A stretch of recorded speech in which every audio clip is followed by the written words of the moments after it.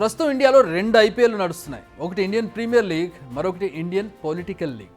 ఇప్పుడు ఈ 2 లీగుల్లో కనకవర్షం కురుస్తోంది. క్రికెట్లో కోట్లు రావడం పోవడం కామనే, కానీ పొలిటికల్ లీగ్లోనే సరికొత్త రికార్డ్స్ను క్రియేట్ చేసింది ఎలక్షన్ కమిషన్. ఇప్పటి వరకు ఎప్పుడూ చూడనంతగా డబ్బును సీజ్ చేసింది. మార్చి 1 నుంచి రోజుకు 100 కోట్లు, రిపీట్ చేస్తున్నాను, రోజుకి 100 కోట్ల చొప్పున ఏప్రిల్ 13వ తేదీ మధ్యాహ్నం వరకు, అంటే 45 రోజుల్లో అక్షరాల 4650 కోట్లు సీజ్ చేసింది ఎలక్షన్ కమిషన్. ఇంతకీ ఇంత డబ్బు ఎక్కడి నుంచి వచ్చింది, ఎలా వచ్చింది ఒకసారి చూద్దాం. ఒకసారి 2019 లెక్కలు చూద్దాం. అప్పుడు జరిగిన లోక్సభ ఎన్నికల్లో 3475 కోట్లను సీజ్ చేసింది సిఈసి. కానీ ఈసారి ఇంకా ఫస్ట్ ఎలక్షన్ నోటిఫికేషన్ కూడా రిలీజ్ కాలేదు. అప్పుడే ఈ రికార్డ్ బ్రేక్ అయింది. ఇంకా కౌంట్ పెరుగుతూనే ఉంది. 75 ఏళ్ల చరిత్రలో ఈ స్థాయిలో డబ్బు దొరకడం ఇదే ఫస్ట్ టైం.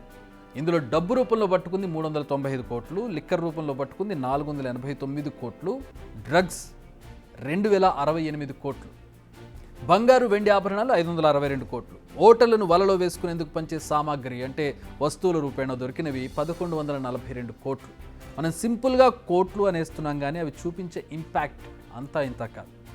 ఈసారి పట్టుబడిన దాంట్లో ఒక విషయం ఆశ్చర్యంగా, ఎక్కువ ఆందోళనకరంగా కనిపించేది డ్రగ్స్, నార్కోటిక్స్. ఎన్నికల సమయంలో పట్టుకున్న వాటిలో డ్రగ్స్ వాల్యూనే 45%. ఇప్పటికే 2000 కోట్లకు పైగా విలువైన డ్రగ్స్ను స్వాధీనం చేసుకుంది సిఈసి. ఇది ఇంకా పెరిగే అవకాశం కనిపిస్తోంది. 2019 ఎన్నికల్లో పట్టుకున్న డ్రగ్స్ వాల్యూ 1279 కోట్లుగా ఉంది. సో డేంజర్ బెల్స్ మోగుతున్నాయి. దేశంలో రోజు రోజుకు డ్రగ్స్ వాడకం పెరుగుతుందని ఈ లెక్కలే చెబుతున్నాయి. స్వాధీనం చేసుకున్న క్వాంటిటీనే ఎంతుంటే అధికారుల కళ్ళు గప్పి డెస్టినేషన్కు చేరుకున్న డ్రగ్స్ పరిస్థితి ఏంటి అన్నది ఇప్పుడు ఆందోళనకరంగా మారింది. ఇవే కాకుండా టీవీలు, ఫ్రిడ్జ్లు, మొబైల్ ఫోన్లు, ఇతర ఎలక్ట్రానిక్ గ్యాడ్జెట్స్, గిఫ్ట్లు ఇలా అన్నీ కలిపి మరో 1142 కోట్లు. ఇవన్నీ ఓటర్లకు పంచేందుకు తీసుకెళ్తుండగా పట్టుబడ్డవి.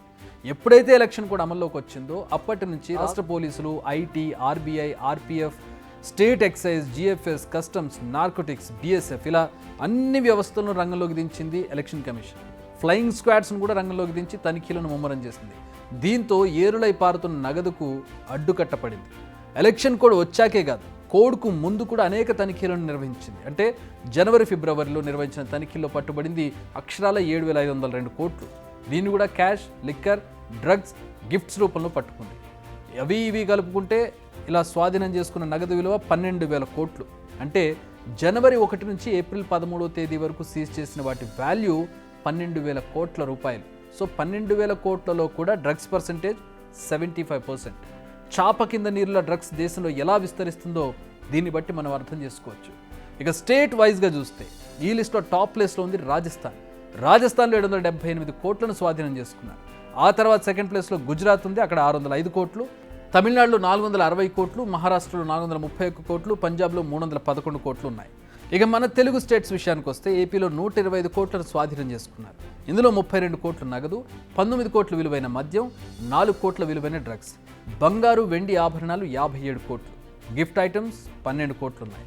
ఇక తెలంగాణ డీటెయిల్స్ చూస్తే ఈ రాష్ట్రంలో 121 కోట్లను సీజ్ చేశారు. ఇందులో 49 కోట్ల నగదు, 19 కోట్ల లిక్కర్, 22 కోట్ల విలువైన డ్రగ్స్, 12 కోట్ల బంగారాభరణాలు, 18 కోట్ల విలువైన గిఫ్ట్ ఐటమ్స్ ఉన్నాయి. ఇవి లెక్కలు. ఈ లెక్క ఇంకా పెరగడం పక్క, ఎందుకంటే ఎలక్షన్ ఇంకా చాలా టైం ఉంది. ఎలక్షన్ తంతు ముగిసేందుకు అటు ఇటుగా ఇంకా 2 నెలల టైం కనపడుతుంది. సో స్వాతంత్ర భారతదేశ హిస్టరీలో ఓ సరికొత్త అధ్యాయాన్ని రాజకీయ నేతలు లిఖించబోతున్నారు. ఇది మాత్రం పక్క. ఫైనల్గా ఈ లెక్కలు చూస్తుంటే ఎన్నికలంటే ఓట్లు, కోట్లు అన్నట్లుగా పరిస్థితులు, ఓటర్ నోటిస్తేనే ఓటు వేసే మెషిన్గా మారాడన్న డౌటు వస్తుంది.